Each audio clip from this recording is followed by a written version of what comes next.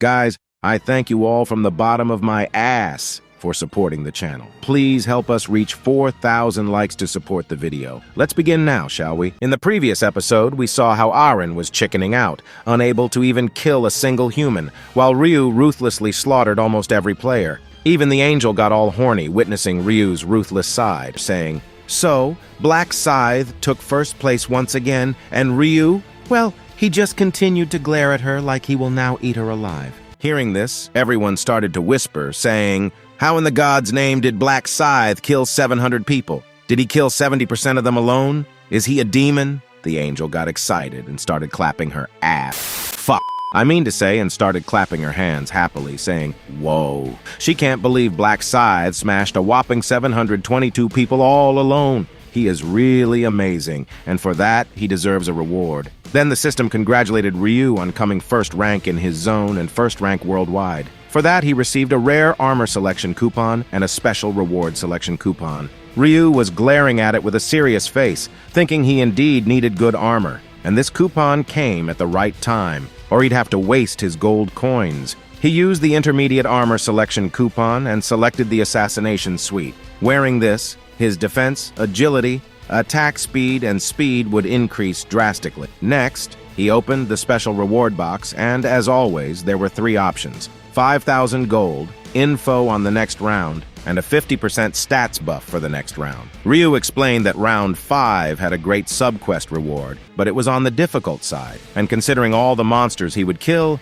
he chose the 50% stats buff. After that, the angel, with an excited tone, said, "Did everyone check their ranks? Just as a reminder, anyone ranked below 512 will be wiped out." Then, with a sinister smile, licking her fingers, she said, "Now shall we start the annihilation, shall we?" And with a flicker, everyone below rank 512 started vanishing. They got panicked, watching themselves disappearing. Their strength started to leave their bodies. Some of them started to pray to God, and some were begging the angel, saying please leave them alive and they would do anything, even wipe her ass or do anything. They just didn't want to die. But the angel didn't stop. As everyone was disappearing, Yongmin was watching them in panic, thinking if he would also get wiped out, because he had killed his 6 friends over and over again. To his surprise, he didn't disappear. Rin, on the other hand, was just tightly holding her ear, trying not to hear the screams of the people. She was trembling in fear. The bodyguard was just standing like nothing happened,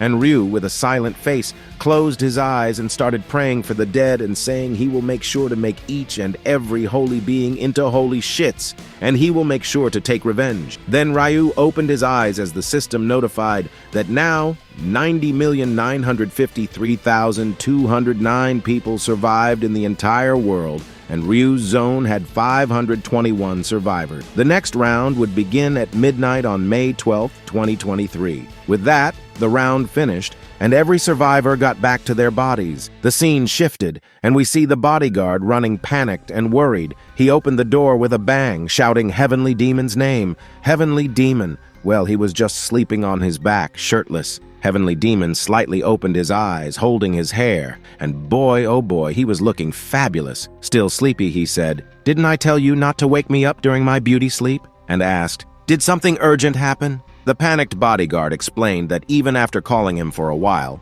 he didn't answer his call, so he thought something happened to him, and he ran here to meet him. Well, I am telling you, the bodyguard indeed got riled up by Heavenly Demon. With a little smile, Heavenly Demon asked, "Did the bodyguard think he will die in just a puny little round 4? And didn't he see my name on the ranking?" The bodyguard explained that he did see Heavenly Demon's name on the ranking, but he was still worried. "See, didn't I tell you the bodyguard is overly protective against Heavenly Demon?" Now even the bodyguard was getting a little annoyed, and he explained that round 4 was just too crazy, and he was mentally exhausted, so he was sleeping as soon as he came back to Earth. With a poisonous look joining his hands, Heavenly Demon said that even for him, this round was a hell of a round, and he can't believe what kind of crazy demon this Black Scythe is to kill 722 people all alone. He really wants to meet him now at all costs. Then the bodyguard said he thinks Black Scythe is probably an active-duty Special Forces soldier. Otherwise, he would have told a trained murderer. But Black Scythe is not a bad guy and doesn't kill mindlessly, so he can't be a murderer. Someone with that guts and skill in Korea, he can't think of any other thing. This left Heavenly Demon in deep thinking. He thought the more he thought about him, the more he started to admire him. No matter what Black Scythe's real identity, only if he would make him join hands with. And then he thought he indeed has someone who can help him. And Ryu's face came to his mind, thinking he will ask him if he knows anything about Black Scythe. Then, the shocked bodyguard said he was shocked after seeing with his own eyes that round 4 actually went just like Ryu had told them. He honestly thought Ryu was a scam, but after witnessing it with his own eyes, he can't believe there is a person who can see the future. Heavenly Demon agreed with every word of the bodyguard, and said Ryu had told them that round 4 is not a monster hunt. It will be a massacre among people. It's exactly what happened. The bodyguard asked Heavenly Demon what they should do now and whether Heavenly Demon really plans to let Ryu be his business partner. Heavenly Demon said, of course, because Ryu is a major shareholder with 31% ownership. What can he even do? His 31% of the company's owner. In fact, as things are going now, the company is basically in Ryu's hands. This once again left the bodyguard in a panic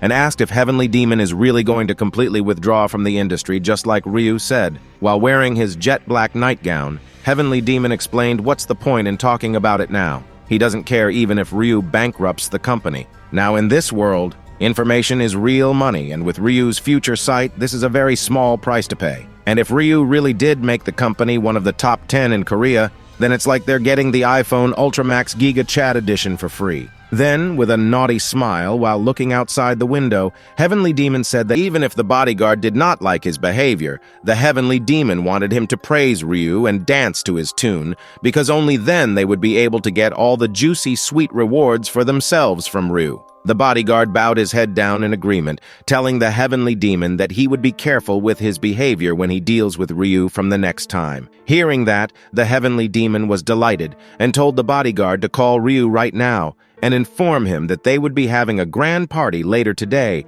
to celebrate their survival in round 4. He even wanted Ryu to come with his family, if he had any, and asked the bodyguard if they should invite a harem to the party too. According to him, they had to have celebrities with them at the time of celebration. As the scene shifts, we see that our boy Ryu was standing near a cafe waiting for someone. He waved his hands with a handsome smile as he looked at Juri, who was coming towards him. She complimented Ryu, telling him that he looked very handsome in the outfit he wore that day. But our boy Ryu knew how to flirt and told her that she was looking way prettier. Juri asked Ryu about his sudden plans for lunch, and he explained that they should celebrate their survival from round 4 with a hearty meal. They walked towards the car, while Juri told Ryu that if that's how this worked, she would take all the advantages of having a rich friend. As the car sped through the streets, Ryu and Juri sat inside with each other. Juri thanked Ryu, telling him that it was only because of him that she was able to get ready for round 4. With a smile on his face, Ryu asked Juri if she ever thought that Ryu was lying, but Juri replied that she never thought about it because she couldn't understand what Ryu would gain from lying to her. Upon hearing this,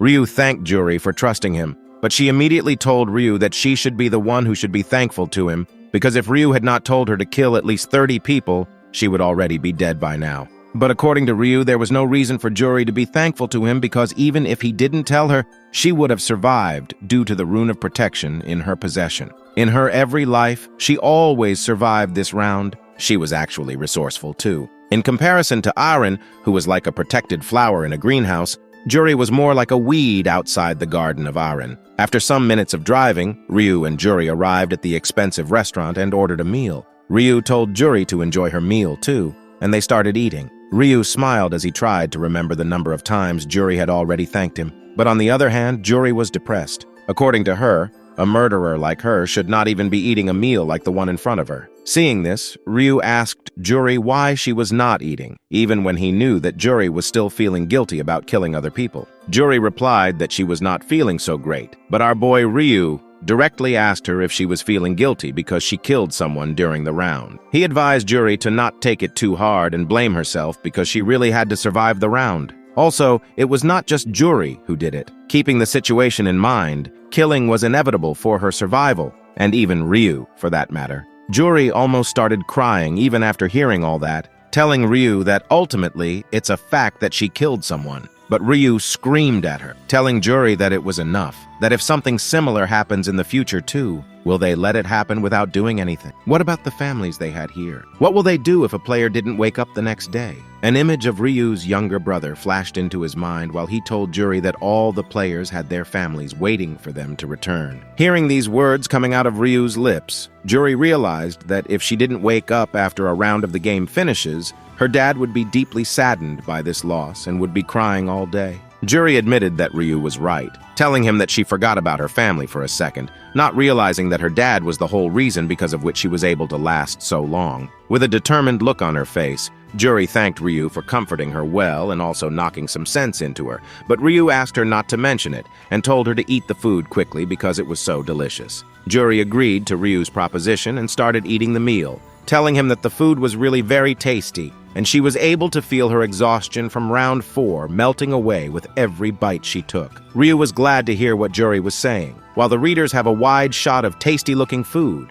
After a while, when they finished their food, Jury thanked Ryu for giving her such a good treat. Ryu pointed Jury out for calling him without his surname for the first time. Hearing that, Jury was surprised and asked him if she can call him that way from now on, if Ryu does not mind, of course. Ryu immediately agreed to this question, guessing that Jury's mood was now all right and she was feeling better. Ryu wanted to come straight to the point and ask her out.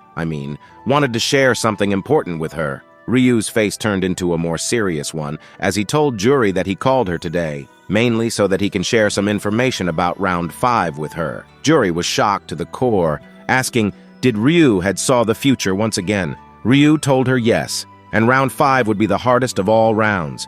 And in this round, every zone in the world will be merged. This surprised Jury. Hearing this, surprised Jury asked, does that mean they will be able to meet each other inside the dungeon? But Ryu quickly said yes, but not in round 5, because they will be teleported very far from each other. And in his vision, he saw they were very far apart, so meeting in round 5 would be impossible. Well, he can't meet Jury. What would he say? Hell, I am Ryu, aka Black Scythe, who just killed 722 people in the previous round. If she found out Ryu is Black Scythe, she might faint in shock. After that, Ryu explained that round 5 is going to be a very tough and dangerous one, and she might not even make it alive from it. But there is only one way to clear this round. Curious, Jury asked, what is it? And Ryu said only one word, Black Scythe. If she wants to survive, she, in all costs, has to find and ask for help from Black Scythe. This shocked Jury to her core, and the episode ends here, covering the latest chapter. Write with your own 21-incher in the comment. Goodbye.